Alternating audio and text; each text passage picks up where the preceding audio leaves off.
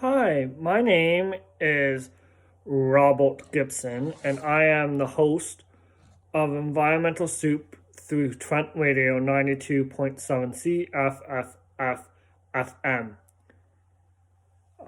And part of this will be broadcast on my YouTube channel, which I will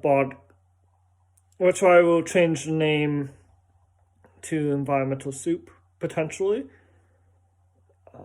And right now it is Robert Gibson. And I am currently broadcasting on the Mississauga and Anishinaabe territory in Northern Peterborough.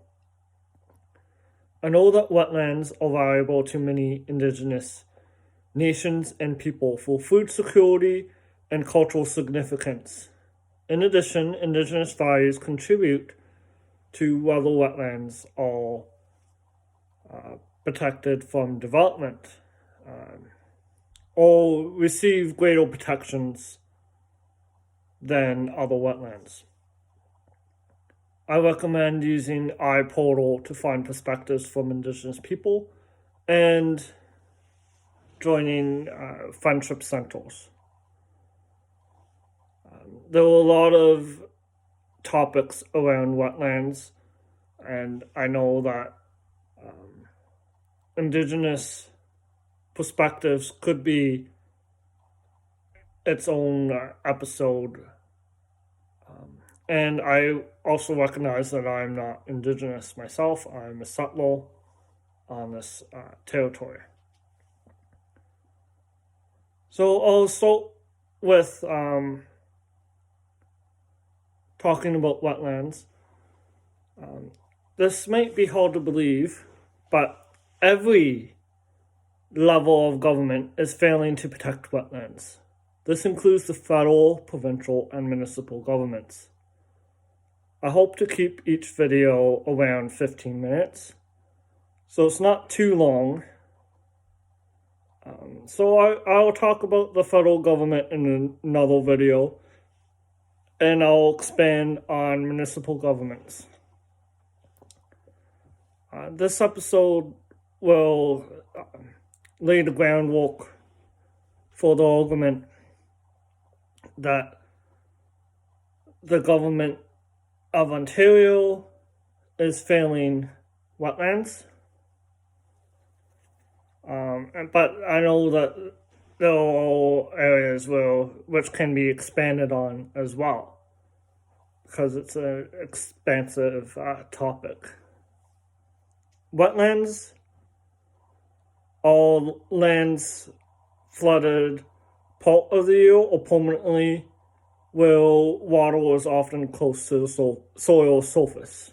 There are more complex definitions, but that's what you need to know for now. In addition, the type of wetland is important in discussions for wetland policy. For example, a bog and fen take thousands of years to form, for example.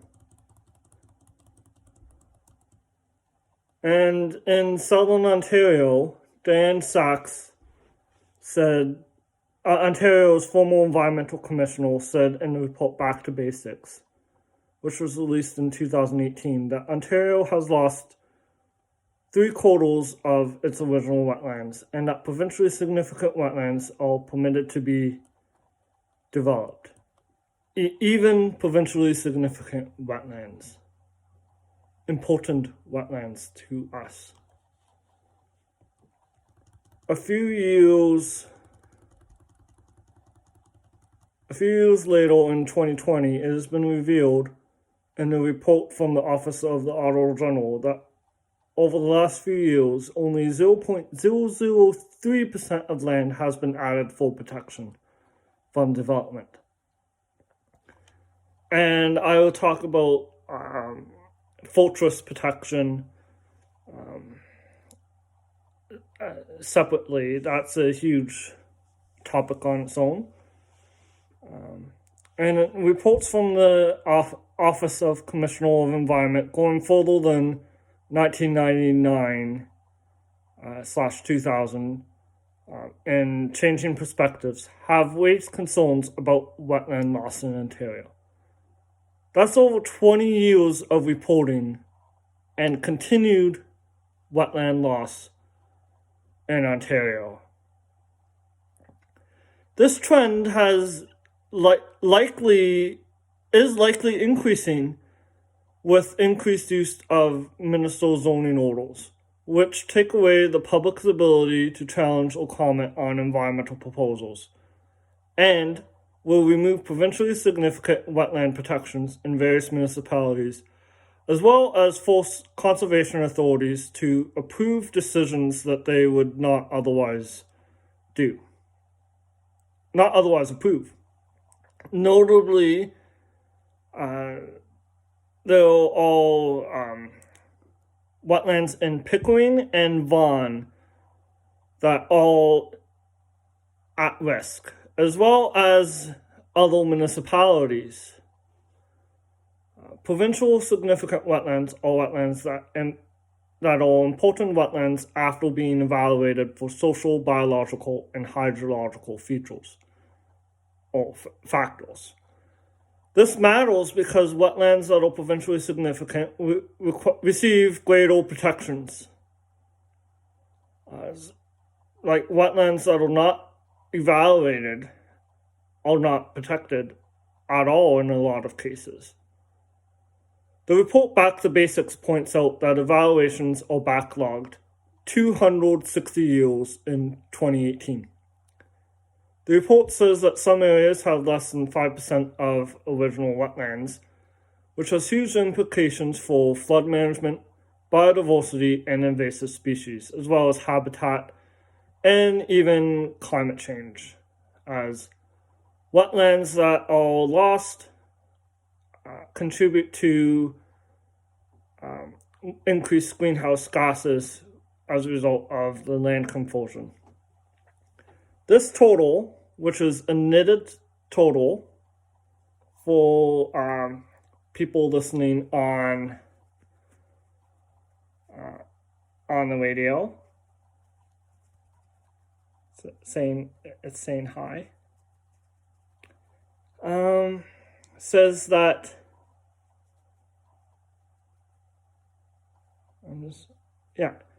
all wetlands need to be evaluated, and that there should be 120 meter buffers. Don't pave over my home. Don't do it. No. And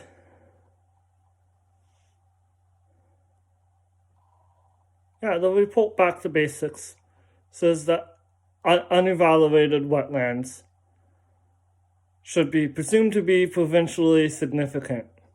Ontario holds about 6% of the remaining wetlands in the world and 25% of Canada's total. However, these valuable assets are dwindling. Southern Ontario has lost nearly 3/4 of its original wetland cover, and wetlands are still being destroyed to this day, end quote. So the report agrees with this total. And small wetlands are important as well. Wetlands that are less than 0.5 hectares are not accounted for in this loss. And quote, small wetlands and vernal pools, temporary pools of water, provide essential breeding ground and habitat for many species, and small wetlands are actually better at filtering out pollutants than larger wetlands. Despite their value, wetlands are more likely to be the first to be removed to accommodate development projects and agricultural activities, end quote. And I've read a report from Natia Bazou and Frederick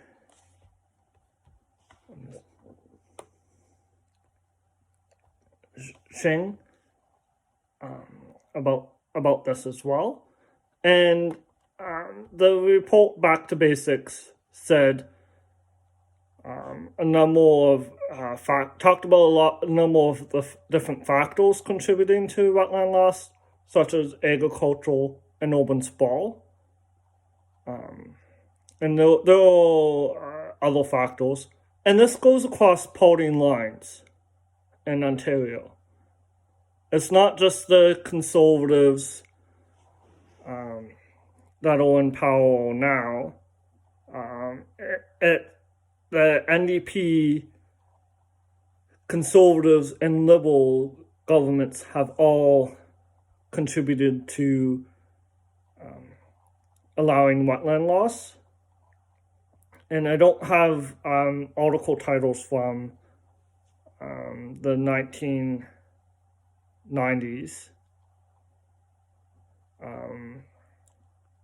because the internet wasn't as prevalent as it was.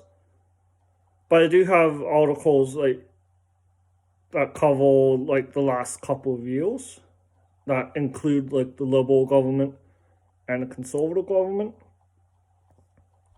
There's an article, part of Windsor, and these are the articles.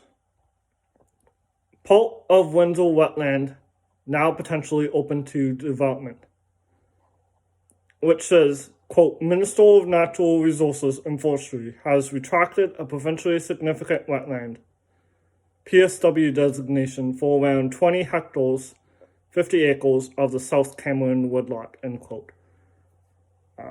Postal trial for destruction, the fight to save Dufferins Creek wetland from developers, TVO.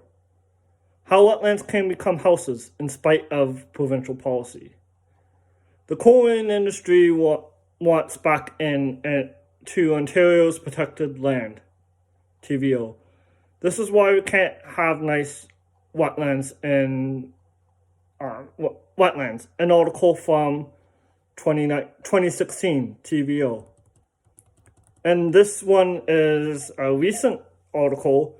Blockades at Pickering Wetlands Development greet forced use of new Conservation Authority law. And that's from the Toronto Star. And this is in Quebec. For Pete's sake, group opposed to peat moss mining in the La Rouge area ups the ante, Toronto Star. And that could be an episode on its own. GTA Workhorse wetlands are under threat, Toronto Star.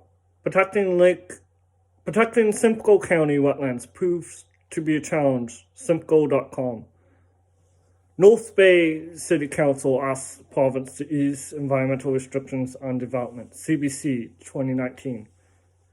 And quote, it also voted to request that provincially significant wetlands be open to development, end quote.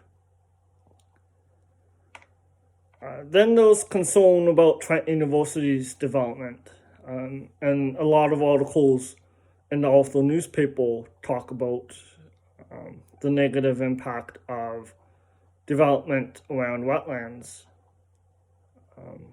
And in Peterborough, Nodawong, the Ministry of Natural Resources is built on provincially significant wetland under the NDP, or at least the parking lot is.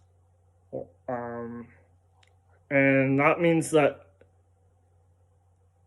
the three major parties are responsible. 3 of the major parties in Ontario have contributed to wetland loss. And there are some things that you can do.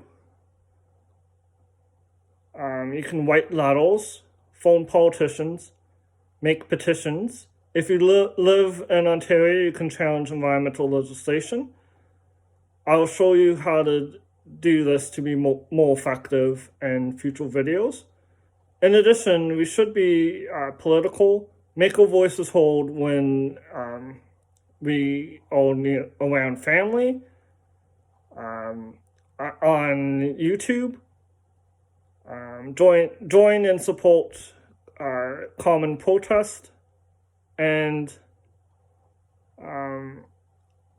do research on the loss of wetlands and policy. I have also made a Facebook group, Ontarians against environmental deregulation, which I encourage you to join, which will talk about environmental deregulation that's happening at the provincial and municipal level of government. And if I find out about any action that you can take, then I'll post it there, as well as talk about it on YouTube and my radio show. Well, thank you for listening, and enjoy the rest of your day.